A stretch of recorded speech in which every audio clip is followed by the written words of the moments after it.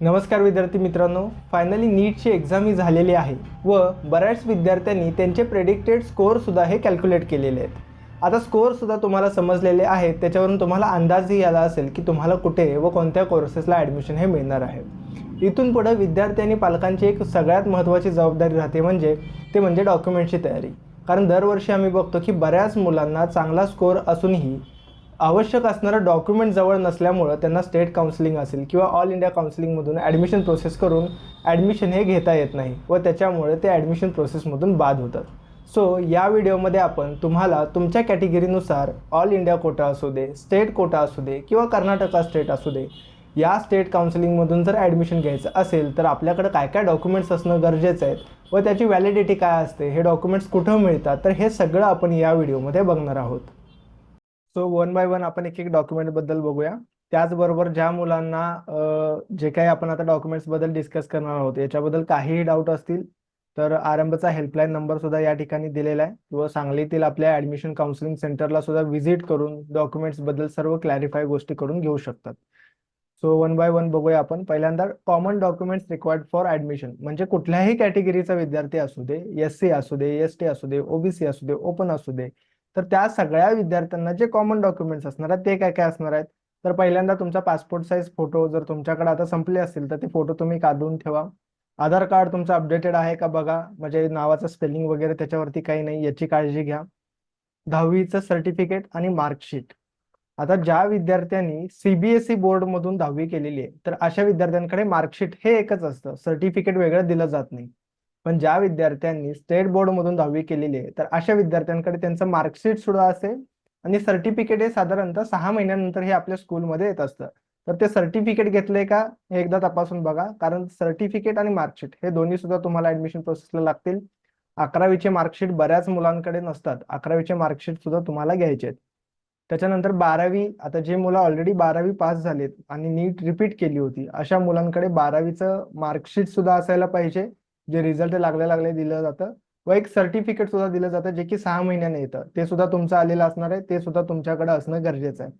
ज्या मुलांनी 2024 मध्ये पहिल्यांदा 12वी बोर्डची परीक्षा दिली अशा मुलांकडे फक्त 12वीचं मार्कशीट असेल, ते मार्कशीट चालेल। सर्टिफिकेट हे ज्या ज्या मुलांनी यावर्षी 12वी दिली अशा मुलांकडे सर्टिफिकेट असणं गरजेचं नाही।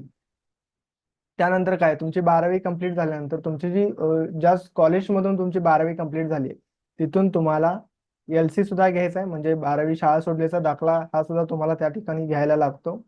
त्यानंतर तहसीलदार ऑफिसमधून मिळणारं डॉक्युमेंट म्हणजे नॅशनॅलिटी डोमिसाईल सर्टिफिकेट। आता ज्या विद्यार्थ्यांना महाराष्ट्रातील कॉलेजेसमध्ये 85% स्टेट कोटामधून ऍडमिशन घ्यायचं आहे अशा मुलांकडे महाराष्ट्राचं डोमिसाईल सर्टिफिकेट असणं हे कंपल्सरीच आहे। त्या मुलाची कॅटेगरी कोणतीही असू दे, इन्कम कितीही असू दे, त्याच्याकडे डोमिसाईल सर्टिफिकेट किंवा आपल्या इथे त्याला नॅशनॅलिटी डोमिसाईल असे कंबाईंड डॉक्युमेंट मिळतं। तर हे डॉक्युमेंट तुम्हाला कुठे मिळेल, तर हे तहसीलदार ऑफिसमध्ये मिळतं।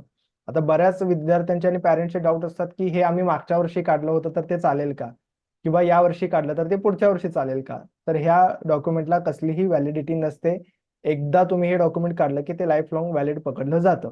सो 1 वर्षाची 2 वर्षाची अशी काही व्हॅलिडिटी नसते। हे मात्र डॉक्युमेंट प्रत्येक विद्यार्थ्याकडे, ज्या विद्यार्थ्याची 10वी 12वी महाराष्ट्रामधून झाली व महाराष्ट्रामध्ये त्याला ऍडमिशन घ्यायचं तर अशा विद्यार्थ्याकडे हे नॅशनॅलिटी डोमिसाईल सर्टिफिकेट असणं हे गरजेचंच आहे। त्याशिवाय तुम्हाला महाराष्ट्र स्टेट कोटामधून ऍडमिशनच घेता येत नाही। त्यानंतर इन्कम सर्टिफिकेट हा दाखला बरेच पॅरेंट्स विचारतात की तलाठीचा हवा का तहसीलदारचा हवा, तर तहसीलदारचा इन्कम सर्टिफिकेट इयर 2023-24चं हे इन्कम सर्टिफिकेट तुमच्याकडे असणं गरजेचं आहे। बरेच जण विचारतात की 1 वर्षाचं पाहिजे का 3 वर्षाचं पाहिजे। 1 वर्षाचं काढा किंवा 3 वर्षाचं काढा, पण त्याच्यामध्ये 2023-24चं इन्कम हे मेन्शन असणं गरजेचं आहे। गॅप सर्टिफिकेट, आता गॅप सर्टिफिकेट हे कोणत्या विद्यार्थ्यांनी काढायचं आहे की ज्या विद्यार्थ्यांनी नीट रिपीट केली होती, म्हणजे ज्या विद्यार्थ्यांनी 2023 मध्ये 12वीची बोर्ड एक्झाम पहिल्यांदा दिली होती किंवा 2022 मध्ये दिली होती, गॅप्स घेतलेले आहेत, तर अशा विद्यार्थ्यांनी हे गॅप सर्टिफिकेट काढणं गरजेचं असतं। ज्या विद्यार्थ्यांनी 2024 मध्येच बोर्डची एक्झाम दिली व 2024 मध्येच नीटची एक्झाम दिली व कसल्याही प्रकारचा गॅप घेतलेला नाही तर अशा विद्यार्थ्यांना हे गॅप सर्टिफिकेट लागत नाही। आता हे गॅप सर्टिफिकेट म्हणजे नेमकं काय असतं, तर एक 100 रुपीजचा स्टॅम्प पेपर तुम्हाला घ्यायला लागतो। त्याच्यामध्ये सगळ्या गोष्टी मेन्शन करायला लागतात की तुमची 12वी कोणत्या वर्षी कंप्लीट झाली. आता फॉर एक्झाम्पल तुमची 12वी 2023 मध्ये कंप्लीट झाली असेल व तुम्ही 2024 म्हणजे एक वर्ष तुम्ही नीट रिपीट केली व आता 2024 मध्ये तुम्ही ऍडमिशन घेणार आहात, तर तुमचा एक वर्षाचा गॅप आलेला आहे. सो या एक वर्षाच्या गॅपमध्ये तुम्ही कुठल्याही कॉलेजमध्ये किंवा कोणत्याही संस्थेमध्ये ऍडमिशन घेतलेलं नाही व गव्हर्नमेंटच्या कसल्याही स्कॉलरशिपचे बेनिफिट्स घेतलेले नाहीत असं मेन्शन केलेलं एक गॅप सर्टिफिकेट तुम्हाला बनवावं लागतं. 100 रुपीजचा स्टॅम्प पेपर घ्यायचा आहे, याच्यावरती हा सगळा मजकूर टाईप करून घ्यायचा आहे तुम्हाला व त्यानंतर हे अफिडेव्हिट करायचं. तर त्या डॉक्युमेंटला गॅप सर्टिफिकेट असं म्हणलं जातं. ज्या ज्या विद्यार्थ्यांनी गॅप घेतलाय अशा सगळ्या विद्यार्थ्यांकडे हे गॅप सर्टिफिकेट असणं बंधनकारक आहे. त्यानंतरचं डॉक्युमेंट आहे ते म्हणजे मायग्रेशन सर्टिफिकेट. आता मायग्रेशन सर्टिफिकेट म्हणजे काय, तुमची 12वी झाली महाराष्ट्र राज्यातून पण तुम्ही ऍडमिशन घेणार आहात दुसऱ्या एका राज्यामध्ये. फॉर एक्झाम्पल तुम्ही 12वी महाराष्ट्रामधून केली व ऍडमिशन तुम्ही कर्नाटक स्टेटमध्ये घेणार आहात. सो एका राज्यातून जेव्हा तुम्ही दुसऱ्या राज्यामध्ये ऍडमिशन घेणार आहात तर त्यावेळी तुमच्याकडं मायग्रेशन सर्टिफिकेट असणं हे गरजेचं आहे. आता हे सर्टिफिकेट कुठं मिळतं, आयदर तुमची 12वी जिथून कंप्लीट झाली त्या कॉलेजला तुम्ही इन्फॉर्म करू शकता की मला मायग्रेशन सर्टिफिकेट लागणार आहे, किंवा तुम्ही सुद्धा स्वतः स्टेट बोर्डच्या वेबसाईट वरती जाऊन या मायग्रेशन सर्टिफिकेटसाठी अप्लाय करू शकता. साधारणतः 107 ते 110 रुपये या सर्टिफिकेटचा खर्च असतो व ते सर्टिफिकेट तुम्हाला मेलवरती रिसीव्ह होतं. सो तुम्हाला ऑल इंडिया कोटा करायचा असेल किंवा अदर स्टेट कोटा करायचा असेल तर तुमच्याकडे हे मायग्रेशन सर्टिफिकेट असणं गरजेचं आहे. मात्र जेव्हा तुमचा 12वीचा रिझल्ट डिक्लेअर होईल त्याच्यानंतर तुम्ही या सर्टिफिकेटसाठी अप्लाय करू शकता. यानंतर आहे मेडिकल फिटनेस सर्टिफिकेट. आता हे सर्टिफिकेट तहसीलदार ऑफिस वगैरे इथे कुठे मिळत नाही. यासाठी याचा एक स्टँडर्ड फॉर्मॅट असतो जे आमच्याकडे अवेलेबल असतो. ज्यावेळी तुमचा नीटचा रिझल्ट डिक्लेअर होईल हा फॉर्मॅट तुम्ही आमच्याकडून घेऊ शकता व तुमच्या लोकलला जे कोणी MBBS डॉक्टर्स असतील किंवा BMS डॉक्टर्स असतील किंवा प्रायमरी हेल्थ केअर सेंटर असेल तिथं जाऊन तुम्ही या सर्टिफिकेट वरती तुमचं नाव, विद्यार्थ्याचं नाव आणि तो विद्यार्थी मेडिकल कोर्सेसला हा फिट आहे असं लिहिलेलं एक मेडिकल फिटनेस सर्टिफिकेट असतं. आता फक्त याच्यामध्ये काही टर्म्स अँड कंडिशन्स आहेत की तुम्ही जर गव्हर्नमेंट हॉस्पिटलमधून हे सर्टिफिकेट घेत असाल तर आम्ही जो फॉर्मॅट दिलेला आहे त्या फॉर्मॅटमध्ये डिरेक्टली तुम्ही तुमचं नाव घेऊन डॉक्टरांचा सही शिक्का त्याच्यावरती घेऊ शकता. तुम्ही जर एखाद्या प्रायव्हेट क्लिनिक मधून हे सर्टिफिकेट जर घेणार असाल तर ते फॉर्मॅट मात्र त्यांच्या लेटर हेडवरती आला पाहिजे. म्हणजे फॉर एक्झाम्पल आरंभ क्लिनिक असं त्या हॉस्पिटलचं नाव असेल तर आरंभ क्लिनिकच्या लेटर हेडवरती हा फॉर्मॅट सगळा तुम्हाला घ्यायचा आहे आणि त्याच्यावरती मग डॉक्टरांचा सही आणि शिक्का आला पाहिजे. तर ही फक्त अट आहे मेडिकल फिटनेस सर्टिफिकेटला. नीटच्या रिझल्टच्या वेळी हे डॉक्युमेंट तुम्हाला ग्रुपवरती इन्फॉर्म केलं जाईल किंवा कोणाला हवं असेल तर ते आरंभच्या ऑफिसमधून कलेक्ट करू शकतात. त्यानंतर आहे ते कॅरेक्टर सर्टिफिकेट. मोस्टली MBBS कोर्सला ज्या विद्यार्थ्यांना ऍडमिशन मिळतं तर तिथं हे कॅरेक्टर सर्टिफिकेट मागितलं जातं. कॅरेक्टर सर्टिफिकेट जसं की आपण आपल्या कॉलेजमधून बोनाफाईड सर्टिफिकेट घेतो की हा विद्यार्थी आमच्या इथं शिकतोय, तशाच प्रकारचं हे कॅरेक्टर सर्टिफिकेट असतं. फक्त याच्यामध्ये मेन्शन केलेलं असतं की या विद्यार्थ्याचं 11वी 12वी मध्ये बिहेवियर हे चांगलं होतं असं मेन्शन केलेलं हे सर्टिफिकेट असतं. हेही तुम्हाला तुमची 12वी जिथून कंप्लीट होते तिथं सर्टिफिकेट हे तुम्हाला मिळेल. आता हे झाले कॉमन डॉक्युमेंट जे सगळ्या विद्यार्थ्यांकडे असणं गरजेचं आहे. फक्त गॅप घेतला असेल तर लागेल, मायग्रेशन सर्टिफिकेट बाहेरच्या राज्यामध्ये जात असेल तर लागेल. या व्यतिरिक्त रिझर्वेशनचे सर्टिफिकेट्स काय काय असतात ते बघा. आता एखादा विद्यार्थी SC कॅटेगरी किंवा ST कॅटेगरीचा असेल तर त्याच्याकडे कोणते कोणते सर्टिफिकेट असणं गरजेचं आहे. पहिलं म्हणजे कास्ट सर्टिफिकेट जे की तहसीलदार ऑफिसला मिळतं. या सर्टिफिकेटला कसलीही व्हॅलिडिटी नसते, एकदा काढलं की ते लाईफ लॉंग चालतं. त्यानंतरचं आहे कास्ट व्हॅलिडिटी जी की समाज कल्याणच्या ऑफिसला मिळते. तुमच्या जिल्ह्याच्या ठिकाणी जिथं समाज कल्याण ऑफिस असेल तिथं तुम्हाला हे कास्ट व्हॅलिडिटी सर्टिफिकेट मिळेल. आता याही सर्टिफिकेटला कसलीही व्हॅलिडिटी नसते. एकदा तुम्ही हे सर्टिफिकेट काढले की लाईफ लॉंग तुम्हाला हे सर्टिफिकेट तुम्ही यूज करू शकता. SC कॅटेगरीच्या विद्यार्थ्यांकडे किंवा ST कॅटेगरीच्या विद्यार्थ्यांकडे कास्ट सर्टिफिकेट सुद्धा असणं गरजेचं आहे आणि कास्ट व्हॅलिडिटी सुद्धा असणं गरजेचं आहे. बरेच विद्यार्थी असं विचारतात की कास्ट सर्टिफिकेट काढलेलं आहे पण कास्ट व्हॅलिडिटी मिळत नाही, तरी सुद्धा आम्हाला आमच्या कॅटेगरीमधून ऍडमिशन घेता येईल का? तर तसं ऍडमिशन घेता येत नाही. जेव्हा तुमच्याकडे दोन्ही सर्टिफिकेट्स अवेलेबल होतील तेव्हाच तुम्हाला तुमच्या कॅटेगरीचे बेनिफिट्स हे मिळत असतात. त्यानंतर जे विद्यार्थी NT, SBC, OBC किंवा इथं VJ मेन्शन केलेलं नाही पण VJ कॅटेगरी या कॅटेगरीमध्ये येत असतील तर अशा विद्यार्थ्यांनी कोणकोणते सर्टिफिकेट काढणं गरजेचं आहे. तर पहिलं म्हणजे कास्ट सर्टिफिकेट आणि त्यानंतर आहे कास्ट व्हॅलिडिटी. जसं की SC ST कॅटेगरीला सांगितलं की कास्ट सर्टिफिकेट तहसीलदार ऑफिसला मिळेल, कास्ट व्हॅलिडिटी समाज कल्याण ऑफिसला मिळेल. त्याच प्रकारचं अजून एक डॉक्युमेंट असतं ते म्हणजे नॉन क्रिमिलियर. तर नॉन क्रिमिलियर म्हणजे काय, की जे विद्यार्थी NT, SBC, OBC, VJ कॅटेगरीमध्ये आहेत अशा विद्यार्थ्यांना एक ऍडिशनल डॉक्युमेंट लागतं ते म्हणजे नॉन क्रिमिलियर. हे नॉन क्रिमिनल सर्टिफिकेट काय प्रूव्ह करतं, की तुमच्या फॅमिलीचं जे उत्पन्न आहे ते 8 लाखाच्या पेक्षा जास्ती जात नाही.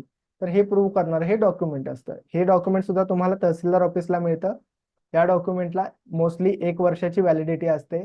आता तुम्ही जर हे सर्टिफिकेट काढलं तर त्या सर्टिफिकेट वरती त्याची व्हॅलिडिटी मेन्शन केलेली असते व ही व्हॅलिडिटी 31 मार्च 2025 पर्यंत असणं गरजेचं आहे, तरच ते ऍडमिशनसाठी व्हॅलिड पकडलं जाईल.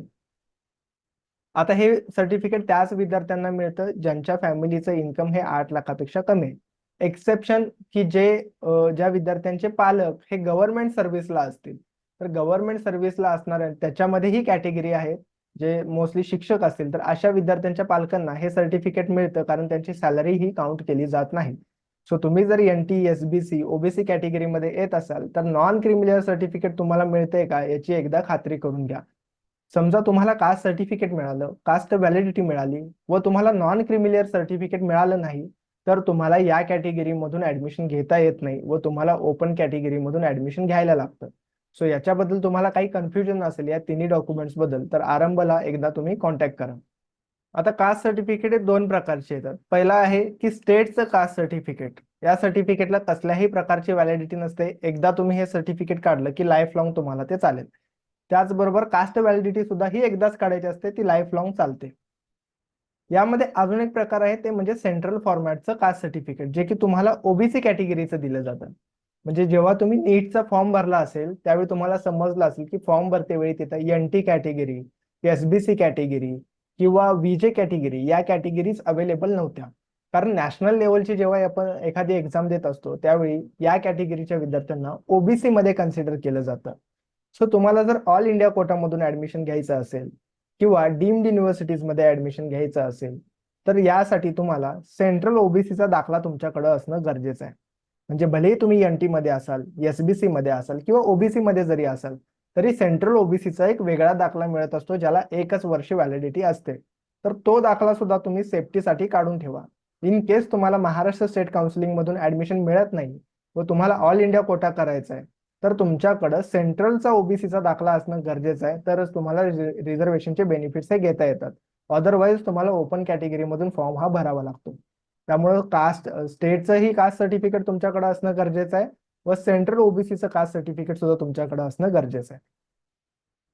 यानंतर जनरल EWS सर्टिफिकेट. आता बऱ्याच मुलांनी नीटचे फॉर्म सुद्धा EWS कॅटेगरीमधून भरले असतील. आता जे विद्यार्थी ओपन कॅटेगरीमध्ये आहेत व कसल्याही प्रकारचं रिझर्वेशन नाही व फॅमिलीचं इन्कम हे 8 लाखापेक्षा कमी आहे, तर अशा विद्यार्थ्यांना हे EWS सर्टिफिकेट मिळत असतं.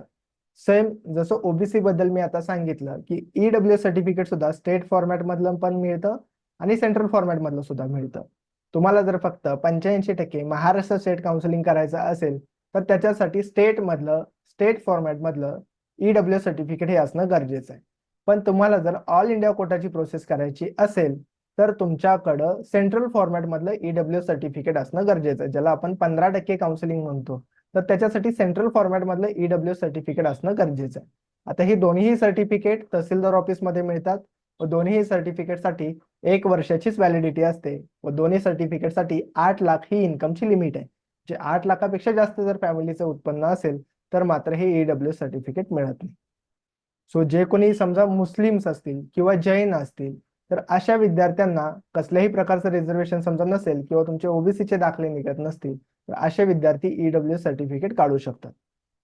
यावर्षी यामध्ये थोडासा चेंज झालेला आहे की जे विद्यार्थी मराठा कास्टमध्ये येतात त्यांनी फॉर्म आता भरतेवेळी EWS कॅटेगरीमधून जरी फॉर्म भरले असतील तर कदाचित यावर्षीची आता ऍडमिशन प्रोसेस चालू होणार आहे त्याच्यामध्ये मराठा विद्यार्थ्यांसाठी SEBC ही कॅटेगरी उपलब्ध होऊ शकते व त्या कॅटेगरीमधून जर तुम्हाला फॉर्म भरायचा असेल तर SEBC कॅटेगरीचं कास्ट सर्टिफिकेट हे तुमच्याकडे असणं गरजेचं आहे. आता ऑलरेडी बऱ्याच मुलांनी याच्यासाठी ऍप्लिकेशन फॉर्म सुद्धा भरलेले आहेत. जे विद्यार्थी मराठा कॅटेगरीमध्ये येतात व अजूनही SEBC सर्टिफिकेटसाठी फॉर्म हा भरलेला नसेल तर तो आत्ताच तुम्ही अप्लाय करून द्या. जूनमध्ये किंवा जूनच्या एंडमध्ये जेव्हा ऍडमिशन प्रोसेस चालू होईल तेव्हा तुम्हाला हे सर्टिफिकेट तुमच्या कॅटेगरीचे बेनिफिट घेण्यासाठी लागू शकतं. आता SEBC सर्टिफिकेट द्यायला चालू केल्यामुळं मराठा विद्यार्थ्यांना स्टेटचं EW सर्टिफिकेट हे देणं बंद केलेलं आहे. सो मराठा कॅटेगरीचे विद्यार्थी काय करू शकतात की स्टेट कोटा जो 85% स्टेट कोटा आहे त्याच्यामधून ऍडमिशन घेण्यासाठी SEBC सर्टिफिकेट तुम्ही काढून ठेवा व तुम्हाला ऑल इंडिया काउन्सिलिंग जर करायची असेल म्हणजे गव्हर्नमेंट कॉलेजच्या 15% सीट्स इतर राज्यातल्या त्यासाठी जर तुम्हाला फॉर्म भरायचा असेल तर सेंट्रलचं EW सर्टिफिकेट मात्र मिळत आहे. सो सेंट्रलच्या EW सर्टिफिकेटसाठी तुम्ही आत्ताच अप्लाय करून द्या. म्हणजे मराठा जे विद्यार्थी असतील त्यांच्याकडे 2 सर्टिफिकेट्स असतील. एक स्टेटचं SEBC कॅटेगरीचं सर्टिफिकेट असेल व ऑल इंडिया काउन्सिलिंग जर करायची असेल तर सेंट्रलचं EW सर्टिफिकेट असेल. असे 2 सर्टिफिकेट्स मराठा कॅटेगरीच्या विद्यार्थ्यांनी हे काढून ठेवायचे. आता हे झाले मेजर रिझर्वेशन ज्याच्यासाठी हे सर्टिफिकेट्स काढावे लागतात. याच्या व्यतिरिक्त काही ऍडिशनल रिझर्वेशन्स असतात ज्याच्यामुळे तुम्हाला मेडिकल कॉलेजेसमध्ये गव्हर्नमेंट मेडिकल कॉलेजेसमध्ये हे सीट्समध्ये रिझर्वेशन दिलेलं असतं. आता हे काय काय आहेत बघा. डिफेन्स रिझर्वेशन म्हणजे ज्या विद्यार्थ्यांचे पॅरेंट्स हे आर्मी नेव्ही किंवा एअरफोर्समध्ये सर्व्हिसला होते किंवा अजूनही सर्व्हिस करतायत तर अशा विद्यार्थ्यांना डिफेन्स कॅटेगरीचं रिझर्वेशनचे बेनिफिट्स घेता येतात. त्यासाठी काय करायला लागेल की डिफेन्स सर्टिफिकेट हे तुम्हाला घ्यायला लागेल. आता हे सर्टिफिकेट कुठं मिळतं तर जिल्हा सैनिक बोर्ड जे असतं प्रत्येक जिल्ह्यामध्ये जे जिल्हा सैनिक बोर्ड असतं तिथं तुम्हाला हे डिफेन्स सर्टिफिकेट हे मिळणार आहे. त्याचबरोबर तुमचे वडील आर्मीमध्ये असतील तर वडिलांचा डोमिसाईल सर्टिफिकेट म्हणजे वडिलांचा रहिवासी दाखला हा सुद्धा तुम्हाला काढायला लागणार आहे. हे 2 जर डॉक्युमेंट्स असतील तर गव्हर्नमेंट कॉलेजेसमध्ये डिफेन्सच्या सीटवरती तुम्हाला क्लेम करता येतो. हे झालं डिफेन्ससाठी. याच्या व्यतिरिक्त अजून काय रिझर्वेशन आहे बघा. डिसॅबिलिटी रिझर्वेशन म्हणजे ज्या विद्यार्थ्यांना 40% किंवा 40%पेक्षा जास्त डिसॅबिलिटी असेल तर अशा विद्यार्थ्यांना सुद्धा गव्हर्नमेंट मेडिकल कॉलेजेसमध्ये सीट्समध्ये रिझर्वेशन हे दिलेलं आहे. सो त्यासाठी तुम्हाला काय करायचं आहे की महाराष्ट्रामधील जे सेंटर्स असतील आता याच्यामध्ये एम्स नागपूर आहे किंवा जे कॉलेज आहे तर तिथं जाऊन तुम्ही हे PWD सर्टिफिकेट PWD म्हणजे काय पर्सन विथ डिसॅबिलिटी तर हे सर्टिफिकेट तिथून घेतलेलं तुमच्याकडे असायला हवं. हे सर्टिफिकेट जर असेल तर तुम्हाला मेडिकल कॉलेजमध्ये रिझर्वेशनही मिळतं व कट ऑफ सुद्धा या कॅटेगरीचे खूप कमी लागतात. सो डिसॅबिलिटी मधून जर तुम्हाला ऍडमिशन घ्यायचं असेल तर हे सर्टिफिकेट तुमच्याकडे असणं गरजेचं आहे. त्यानंतर MKB म्हणजे महाराष्ट्र कर्नाटका बॉर्डर. आता महाराष्ट्र कर्नाटका बॉर्डरवरती जी काही स्पेसिफाईड गावं आहेत त्या गावामधून जर तुमची 10वी-12वी झाली असेल व तुमची मातृभाषा ही मराठी असेल तर तुम्हाला गव्हर्नमेंट कॉलेजेसमध्ये सुद्धा रिझर्वेशन दिलेलं असतं. त्यासाठी तुम्हाला काय करायचं आहे की मदर टंग म्हणजे मातृभाषा मराठी असलेलं एक सर्टिफिकेट तुम्हाला काढायचं आहे प्लस तुमची 10वी किंवा 12वी त्या डिस्प्युटेड एरिया जे महाराष्ट्र कर्नाटका बॉर्डरवरती जो एरिया आहे तिथून तुमची 10वी किंवा 12वी झालेली आहे असं सर्टिफिकेट तिथल्या प्रिन्सिपल कडून घेणं हे गरजेचं आहे. तर तुम्ही MKB कॅटेगरीचे रिझर्वेशनचे बेनिफिट्स हे घेऊ शकता. त्यानंतर काही असे विद्यार्थी ज्यांची मातृभाषा ही हिंदी किंवा गुजराती तर अशा विद्यार्थ्यांसाठी काही वेगळे लिंग्विस्टिक मायनॉरिटीचे कॉलेजेस असतात. त्या कॉलेजेसमध्ये जर तुम्हाला ऍडमिशन घ्यायचं असेल तर तुमच्याकडे ऍडिशनल काय असणं गरजेचं आहे की तुमचा 12वीचा जो शाळा सोडलेला दाखला आहे त्याच्यावरती तुमची मातृभाषा हिंदी किंवा गुजराती लिहिलेलं असणं गरजेचं आहे. त्याचबरोबर तुम्हाला एक ऍफिडेव्हिट सुद्धा करायचं आहे ज्याच्यामध्ये तुमची मातृभाषा ही हिंदी आहे किंवा तुमची मातृभाषा ही गुजराती आहे अशा प्रकारचं एक 100 रुपयाच्या स्टॅम्प पेपरवरती एक ऍफिडेव्हिट करणं हे गरजेचं आहे. यानंतर हिली एरिया सर्टिफिकेट म्हणजे जे विद्यार्थी डोंगरी भागामधून येतात किंवा त्यांची 10वी-12वी ही डोंगरी भागामधून झालेली आहे तर अशा विद्यार्थ्यांना सुद्धा गव्हर्नमेंट कॉलेजेसमध्ये रिझर्वेशन दिलेलं असतं व त्याचे मेरिट्स थोडेसे कमी जातात. या रिझर्वेशनचे बेनिफिट तुम्हाला घ्यायचं असेल तर काय असणं गरजेचं आहे की एक हिली एरिया सर्टिफिकेट मिळतं. हे सर्टिफिकेट तुम्हाला तहसीलदार ऑफिसमधून मिळतं. सो ही हिली एरिया सर्टिफिकेट तुमच्याकडे असणं गरजेचं आहे. त्याचबरोबर तुमच्या वडिलांचं डोमेसाईल सर्टिफिकेट म्हणजे तुमच्या वडिलांचा रहिवासी दाखला सुद्धा हा तुमच्याकडे असणं गरजेचं आहे. तर तुम्हाला हिली एरिया कॅटेगरीचे बेनिफिट्स घेता येतात. त्यानंतर रिलिजियस मायनॉरिटी जसं की लिंग्विस्टिक म्हणजे भाषेच्या आधारावरती रिझर्वेशन तसं रिलिजन म्हणजे धर्माच्या आधारावरचं रिझर्वेशन. आता काही मुस्लिम मायनॉरिटीचे कॉलेजेस हे वेगळे असतात जिथे मुस्लिम विद्यार्थ्यांना प्रायोरिटी दिली जाते ऍडमिशनसाठी किंवा जैन मायनॉरिटीचे कॉलेजेस असतात जिथे जैन मायनॉरिटीच्या विद्यार्थ्यांना ही प्रायोरिटी दिली जाते ऍडमिशन्समध्ये. अशा विद्यार्थ्यांकडे काय काय गोष्टी असणं गरजेचं आहे. वरचे जे डॉक्युमेंट्स आपण डिस्कस केले हे डॉक्युमेंट्स तर त्यांच्याकडे पाहिजेतच. त्याचबरोबर त्यांच्याकडे काय असणं गरजेचं आहे तुमचं जे रिलिजियस प्लेस असेल म्हणजे जैन विद्यार्थी असेल तर त्यांना मोस्टली जैन बोर्डिंग मधून हे सर्टिफिकेट मिळतं किंवा मुस्लिम विद्यार्थी असतील तर त्यांच्या रिलिजियस प्लेस मधून तुम्हाला हे तुम्ही त्या रिलिजनशी बिलॉंग करता असं मेन्शन असलेलं एक रिलिजियस सर्टिफिकेट तुम्हाला घेणं गरजेचं आहे. त्याचबरोबर तुमच्याकडे काय असणं गरजेचं आहे की एक ॲफिडेव्हिट तुम्हाला करायचं आहे. सेम 100 रुपीजचा स्टॅम्प पेपर घ्यायचा आहे, त्याच्यावरती तुम्ही जैन रिलिजनशी बिलॉंग करता किंवा तुम्ही मुस्लिम रिलिजनशी बिलॉंग करता, अशा प्रकारे हा मजकूर मेन्शन केलेलं एक ॲफिडेव्हिट तुम्हाला त्या तुमच्या ॲफिडेव्हिट करणं तुम्हाला गरजेचं आहे. त्याचबरोबर तुमचा जो 12वीचा शाळा सोडलेला दाखला असतो त्याच्यावरती तुमचं रिलिजन जैन असेल किंवा मुस्लिम असेल हे मेन्शन असणं गरजेचं आहे. तर तुम्हाला तुमच्या त्या कॅटेगरीमधून किंवा हे जे मायनॉरिटीचे कॉलेजेस आहेत तिथं तुम्हाला ऍडमिशन मध्ये प्रायोरिटी ही दिली जाईल. या सर्व डॉक्युमेंटची तुम्ही तयारी आत्तापासून करायची, कारण बरेच विद्यार्थी आम्ही दरवर्षी बघतो की ऍडमिशन प्रोसेस चालू झाली तरी सुद्धा त्यांचे कास्ट व्हॅलिडिटी असेल किंवा कास्ट सर्टिफिकेट असेल नॉन क्रिमिलियर असते हे अजूनही प्रोसेसमध्ये असतात व विद्यार्थी टोकन घेऊन येतात की टोकन चालेल का. तर अशा केसमध्ये तुमचं ऍडमिशनची प्रोसेस आहे त्या प्रोसेसमधून तुम्ही बाहेर जाऊ शकता जर तुमच्याकडे डॉक्युमेंट्स हे अवेलेबल नसतील तर. सो आत्तापासून या डॉक्युमेंटच्या प्रिपरेशनला तुम्ही चालू करायचं आहे. त्याचबरोबर तुमचा जो तुम्ही स्कोअर प्रेडिक्ट केलेला आहे या स्कोअरवरती तुम्हाला कुठे ऍडमिशन मिळेल किंवा तुम्हाला काय डॉक्युमेंट्स लागतील किंवा तुम्हाला तुमच्या कॅटेगरीमधून साधारणतः गव्हर्नमेंट कॉलेज मिळत असेल, सेमी गव्हर्नमेंट कॉलेज मिळत असेल किंवा डीम्ड युनिव्हर्सिटीमध्ये ऍडमिशन घ्यायचं असेल तर साधारणतः तुम्हाला किती फीस बसते व एका वर्षाचा किती खर्च येतो, असे जे काही तुमचे प्रश्न असतील तर आरंभ करिअरच्या ऑफिसला तुम्ही व्हिजिट करू शकता किंवा हा जो आरंभ काउन्सिलिंग सेंटरचा जो नंबर दिलेला आहे या नंबरवरती सुद्धा तुम्ही कॉन्टॅक्ट करू शकता. थँक्यू.